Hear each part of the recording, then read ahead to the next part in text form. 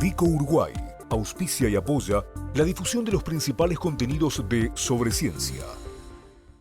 Bueno, hasta acá los informes de Daniela, y digo los porque no solo los 3 de hoy, sino los que vimos ya en nuestro programa anterior. Y vamos a cambiar totalmente de tema y movidos un poco por el calendario. De esto que vamos a hablar no es un problema de una semana, pero se acrecienta, tiene un punto rojo en el calendario en Semana de Turismo. Vamos a hablar de cacería. De la cacería, sobre todo la que se practica de manera irregular y sobre todo la que se practica de manera irresponsable y termina afectando de una manera irreversible a las especies animales autóctonas. Coendú es una ONG, Conservación de Especies Nativas de Uruguay, que viene trabajando con esto hace muchísimo tiempo. Mauricio Álvarez, coordinador de Coendú, bienvenido a Sobre Ciencia. Bueno, muchas gracias por la invitación. Gracias a vos. Mauricio, ustedes permanentemente están llevando adelante campañas. Me viene siempre a la mente lo que más recientemente ha sido el tema de los patos, una batalla legal incluso que han dado para tratar de que se proteja a los patos que habitan este territorio, pero es un problema muy genérico, afecta prácticamente a todos los animales del territorio uruguayo. Sí, afecta no solo a los animales que tienen permitida su caza de una u otra forma, sino también en forma directa e indirecta a otro tipo de animales, ya sea fruto del cazador cuando hace uso, o sea, tú decías, irresponsable de lo que está permitido o no, y después en forma indirecta, ya sea por el impacto que genera la mera actividad de caza, ¿no? Llevándose a cabo. Si bien seguramente sería perfectible, hay un marco legal para las actividades de caza en Uruguay, cómo se puede cazar, con qué armas, y qué especies pueden cazar. Ese marco normativo debe ser insuficiente, se me ocurre, ¿no? Yo no creo que sea insuficiente. Lo que pasa en Uruguay es que no se respeta. O sea, en Uruguay estamos en un programa que habla sobre ciencia, pero en todo lo que es ambiental, lamentablemente, partimos del artículo 47 de la Constitución, que si lo leemos claramente, cuántos proyectos productivos no tendrían que estar en Uruguay. Y después, en este caso, como bien decía, los patos, se da, no solo en los patos, se dan todas las especies, que la normativa está, pero después o no se controla, por lo cual vía de los hechos que esté o no esté es lo mismo, e incluso se está dando, en este caso, como estamos viendo quizás en las imágenes acá de fondo, yo las veo, no sé el televidente, sí, las veo. De que hay una ilegalidad mismo en la promulgación de decretos. O sea, hay decretos en Uruguay que son ilegales porque hay una ley, norma jerárquica superior, que tiene restricciones que el decreto no está cumpliendo. O sea, decretos que permiten una cosa que la ley prohíbe. Decretos que, por ejemplo, la ley 9.481 vigente de caza, de fauna, tiene una prohibición general a la caza, en el artículo 3. Esa prohibición general, la ley dice que puede el Estado, con la excepción del artículo 5, puede llegar a levantarla. Y ese artículo 5, hoy, por ejemplo, como está redactado hoy con la última modificación del año pasado, dice que para vos llevar adelante, permitir la caza de determinada especie, necesitas estudios poblacionales, que avalados por el Ministerio. Bueno, no hay un estudio poblacional de ninguna de las 21 especies que se permiten. Y yendo a los patos que tú nombrabas hoy, anteriormente a esta modificación de la ley, que ahora en el propio cuerpo de la ley habla de estudios poblacionales, anteriormente no estaba en el cuerpo de la ley, pero en otro decreto vigente hablaba de informes técnicos, fundados informes técnicos. Y en el caso de los patos, desde el año 2022 hay un informe técnico que reúne estudios poblacionales que dice que por lo menos por 5 años no se debería cazar patos por la situación de los patos. Y con eso, que el Ministerio contrató, pagó y tiene en su poder del año 2022, igualmente se habilita vía decreto la caza de patos. Por eso decimos que los decretos no son legales. Claro. Ahora voy a volver porque aparte, atrás de la cacería de patos hay toda una actividad económicamente rentable para quienes la ejercen, pero estamos viendo imágenes de lo que vos me decías en privado, cuáles son las especies que más se suelen cazar en esta época y no deberían cazarse, ¿no? Sí. Perdóname, imágenes que son de nuestros amigos de Uruguay, Fototrampeo, que tienen esas cámaras que son maravillosas. Sí, sin duda. Bueno, las especies más cazadas y en forma ilegal es el carpincho, creo que es la estrella de lo más cazado que no se debería cazar. Después tatú, mulita, el peludo también, o sea, los armadillos más comunes que tenemos. Y también en menor medida también, fuera de temporada, porque por ejemplo, te voy a decir algo, el jabalí es cazado en su mayoría en forma ilegal. ¿Por qué? Porque si bien es una especie de caza libre, no tiene permitida la caza nocturna y el jabalí se lo caza principalmente de noche. Entonces ahí tenés una especie que siendo permitida su caza, se la caza de un modo regular, porque lo que tiene la normativa de caza en Uruguay es que tiene un montón de restricciones generales, ¿no? Prohibido cazar de noche, con la excepción del ciervo axis, que fue la única especie que habilitó el famoso decreto 138 del 2022, que estábamos un poco hablando hace un poco. Prohibido cazar desde un vehículo, prohibido cazar en un camino vecinal, prohibido cazar con armas de fuego a un radio inferior a 3 kilómetros de un centro poblado o de una escuela rural, 500 metros en el caso de escuela, escopeta con perdigones, y obviamente respetando la propiedad privada, prohibido cazar dentro de un predio sin el permiso, ¿no? Entonces hay restricciones generales que hace que algunas especies que quizás la especie está permitida, el modo o el momento o el arma, porque ahí, vieron, siempre hay armas, cuando surge algo hay armas no registradas, entonces hay un montón de cosas que pueden hacer ilegal el acto de cacería, independientemente que la presa cazada sea una presa permitida. Mauricio, te voy a hacer una pregunta de alguien que nunca en su vida cazó más que un resfrío. Pero ¿alguien puede, detrás de, por más mira telescópica que tenga, distinguir un ciervo axis de un guasubirá en una situación de este tipo? En un zoológico es muy fácil, pero quien está cazando... ¿Se puede garantizar esto? Garantizar, para darte esa respuesta, iría al año 2013, donde hubo 2 accidentes de caza, donde uno de ellos fue un guía que le disparó a su cliente confundiendo con un jabalí. Y esa fue la muerte, o sea que ahí te estoy respondiendo todo. Eso fue en el 2013 acá en Uruguay. Entonces, si me decís de día al aire libre, lo van a poder distinguir. Ahora, ese ejemplo creo que responde. ¿Hay conciencia entre la gente que tiene esta actividad lúdica de la caza de que puede estar haciendo un daño?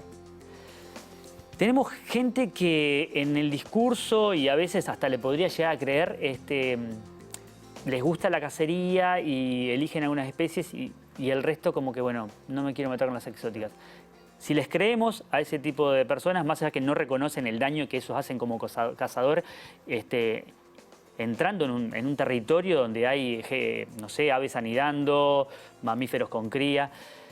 Yo no, o sea, creo que si reconoces lo que tú estás preguntando, dejás de cazar. O sea, creo que en el momento que alguien reconozca eso, deja de cazar. Por eso creo que hay un querer, pero no un reconocimiento desde lo interior, ¿no?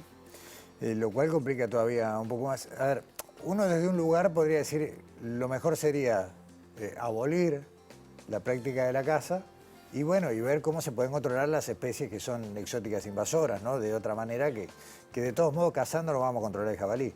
No, eso está, hay hasta investigaciones científicas que dicen que el jabalí, por ejemplo, a mayor presión de caza responde aumentando su fertilidad, aumentando las hembras entran en celo antes, o sea, reacciona justamente opuesto, ¿no? Entonces, bueno, es complejo y creo que sí, si hay exóticas invasoras y hay que buscar una forma, creo que hay que evaluar bien cuál es la forma y poner en la balanza, cosa que nunca se hace, bueno, el método, que la famosa frase, que no sea más peor el remedio que la enfermedad. Lo voy a decir porque, creo que ya lo comenté, pero lo voy a decir de nuevo porque está bueno que la gente tenga claro. Todos los animales que estamos eligiendo para ver son los que más se cazan de manera ilegal, lo que no deberían cazarse ni por accidente. Sí, vi zorro, que quizás no se lo salga a cazar, pero sí se lo caza como una forma de, bueno...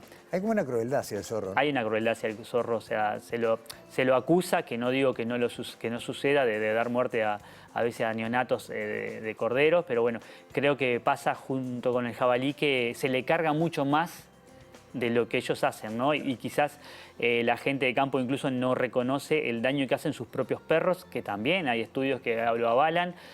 Yo el sábado tuve 2 perros que después apareció el dueño en mi campo y esos perros muertos, había uno que realmente daba pena el estado. Entonces decís, ¿hasta dónde no hay un daño generado por perros y que se le carga luego al jabalí o al zorro? Que no digo que no generen un impacto, digo que se los carga mucho más de lo que realmente generan. Mauricio, tanto Coendú, la organización que tú integras, como otros colectivos, trabajan muy estrechamente con los investigadores, con la ciencia, y vos hablabas, por ejemplo, de la necesidad que establece el marco legal, de que haya estudios para avalar determinadas cosas. Acá hay como una unanimidad, tanto los activistas, la gente que está involucrada con la naturaleza, como los que están en la academia, coinciden en que esto sería bueno que no pasara más. ¿Por qué no damos ese paso? Bueno, creo que no es tan unánime desde el momento que el Estado no lo quiere, si no ya lo hubiese hecho. Y después tenemos obviamente un grupo que son los cazadores, ¿no? Sí se da desde la comunidad científica, quizás lo que decíamos de la balanza, se quiere a veces combatir lo que es la exótica invasora, pero obviamente la caza deportiva no es el camino porque también reconocen que, esto que estoy diciendo, ¿no? Que puede ser hasta contraproducente. Creo que acá falta de parte del Estado, volviendo a una de las preguntas iniciales que dijiste, creo que la normativa está bien, lo que falta es el control, los recursos. O sea, nosotros hemos dado charla en la Escuela Departamental de Policía de Canelones, por ejemplo, y el policía que va a ascender no sabe de las normas, o sea, sale a la calle y es una responsabilidad de él combatir un ilícito de tráfico, ya no hablemos de caza solamente, y él no sabe qué está permitido, qué no está permitido. Entonces, creo que falta quizás una policía ambiental, Claro. un juzgado ambiental, o sea, dar pasos mucho más allá de lo que fue la creación de un ministerio que sin recursos en realidad como que quedó en titular nada más. Además, muchas veces cuando vemos que un procedimiento policial dio resultados, ya encontraron los animales muertos, ¿no? Siempre. En este tema ya siempre cuando sucedió ya es tarde, ¿no? Y muchas veces en los titulares, acordemos que la caza no es tipificado penalmente. O sea, el cazador lo puedes encontrar incluso con el animal más amenazado de Uruguay y no tiene una pena carcelaria. Perdóname que te corte, me viene a la mente el episodio de los pecaríes, en Paysandú, pecaríes que habían sido criados, especie que fue reintroducida con un esfuerzo muy grande de un área protegida, privada, que los recrió y en pocos días los estaban cazando. Sí. Y poniéndolo en las redes, ¿no? Miren lo que casé. Bueno, eso pasa. Hoy en día el Estado ve en redes sociales, en grupos de WhatsApp o en las ferias un montón de ilícitos y no está actuando, como quien dice, de oficio, termina actuando siempre reactivo ante una denuncia. Y eso es lo que hay que cambiar. Creo que el Estado en materia ambiental tiene que cambiar. Lo que pasa es que ahí vuelvo a lo mismo, quizás hay cosas hasta más grosas en materia ambiental que avala al Estado y avala a la sociedad con el silencio, entonces creo que es muy difícil, ¿no? Más allá del aficionado, de la persona que dice, bueno, en turismo salgo con mis amigos a cazar, a acampar y cazar, tenemos también mucho turismo internacional que viene a cazar a Uruguay. Y ahí aparece otra vez el tema de los patos, entre otros. Sin duda, el turismo cinegético, que fue el que habilitó el decreto 138 del 2022, se da básicamente en plumas, ¿no? Perdiz, patos, palomas. Viene mucho extranjero, dicen que deja mucho dinero, pero lo deja en unas estancias selectas que igual deja mucho menos dinero, yo siempre lo digo, que lo que dejaría el turismo de naturaleza. Tengo la suerte de haber conocido Torres del Paine, donde vi estancias que anteriormente cazaban y quedaban ganado, hoy en día cobraban a turistas extranjeros $1000 por día, no estoy mintiendo, para ver pumas, un lugar que hasta ovejas, que vos decías, ¿cómo puede ser que tengan ovejas ahí? No, de gusto porque cuando baja el guanaco, el puma come oveja y no se me va del campo. O sea, y vos decís, creo que hay que tener un cambio en que el turismo de naturaleza es más sustentable, o es realmente sustentable, va creciendo en todo el mundo cuando el turismo cinegético va decreciendo y a la larga va a dejar más dinero. Entonces, creo que tenemos que hacer ese cambio, ¿no? O sea, la gente que tiene estancia, los gestores turísticos, el Estado, el Ministerio de Turismo, ¿no? Decir, bueno, voy a promover esto. Y como decía un guía de avistamiento de aves una vez me dijo, no, a ese lugar no voy más porque una vez fui con turistas extranjeros, escucharon un disparo, no quisieron ver más. O sea, hay que hacer un cambio. Claro, que hay gente que viaja para ver aves, no para cazarlas, ¿no? Y para hablar de algo sencillo. ¿Qué pasa con la pesca? Creo que la pesca es la caza de otro grupo de especies que siempre la tenemos como, ¿no? Sí, sí, sí. Como ahí bien. Yo lo hablaba antes de ayer con alguien, ¿no? Si el pobre pez gritara, yo no sé cuántas personas podríamos pasar al lado, ¿no? Viendo al pez así muriéndose, porque se está muriendo con un sufrimiento enorme, lo miramos y no sentimos nada, pero si generara un sonido creo que cambiaría. Creo que la pesca en estos cambios que está llevando adelante la sociedad, donde muchas cosas que toda la vida fueron, no sé, toda la vida no, que sigamos siglos para atrás se permitían, creo que la pesca en algún momento vamos a tener también que encararlo como social. Que no digo, el ser humano se alimenta, dentro de los alimentos están los animales, pero creo que hay una diferencia entre la forma o la necesidad de alimentarnos y cuando lo hacemos por mero placer y generamos un sufrimiento a otro ser por mero placer, ¿no? Mauricio, la dejamos por acá por hoy, pero vuelvo al principio. O sea, hay gente que tiene el hábito, que de alguna manera encuentra un disfrute en las actividades de caza. Bueno, la precaución y apelar a la ciencia, al conocimiento para poder mantener esto en un límite. Y me quedo con lo que decías vos hace un minuto. Tenemos todo para un mejor turismo, para un turismo de naturaleza, para un turismo de especies, de observación, de conservación. No debería costar tanto. Sin duda, y tenemos la suerte de poder darle ese turismo con unas playas hermosas al lado, Claro. que no lo tiene todo el mundo, ¿no? De poder tener tan cerca todo acá en Uruguay, que creo que es un potencial a explotar y se está yendo por el camino contrario en eso. Mauricio Álvarez de Cabendú, muchas gracias por acompañarnos. Gracias a ustedes. Hasta pronto. Nos vamos a la pausa con un video de divulgación científica, una serie que está disponible en YouTube, ustedes la pueden ver. Hay una cantidad de investigadoras e investigadores de Uruguay que nos cuentan fácilmente, en lenguaje comprensible, qué es lo que trabajan. Perdón, me estoy olvidando de algo, me estoy olvidando de Mauricio, perdón. Este es para... El presente de Íptica Objetos por venir a acompañarnos a la ciencia. Esto, bueno, muchísimas gracias. Lo que recibe cada uno de quienes nos visitan. Muchas gracias de nuevo. Ahora sí, y si te digo, la ciencia que se hace en Uruguay.